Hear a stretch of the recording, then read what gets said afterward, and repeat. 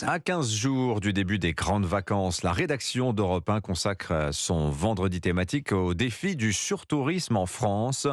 80% de l'activité touristique du pays se concentre sur à peine 20% du territoire. Plages bondées, rues où l'on doit marcher pratiquement en file indienne, villages surpeuplés l'été, désertés à l'approche de l'hiver. L'île de Bréhat, petit écrin de 3 km² dans les Côtes d'Armor, connaît ce phénomène.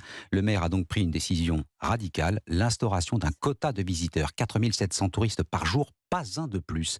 Nida Droff est allé vérifier sur place. Reportage. La petite vedette blanche débarque sur le quai, une centaine de voyageurs, lunettes de soleil sur le nez. Un nombre de passagers qui sera désormais limité pour ne pas excéder 4700 visiteurs par jour l'été. Olivier Carré, le maire de Bréhat. Il faut protéger ce site. On veut bien accueillir ce nombre de visiteurs, mais on ne veut pas en accueillir plus. Et on veut surtout les accueillir mieux. Sur le port, Hervé et Ludivine regardent les vagues se briser sur les pierres rosées.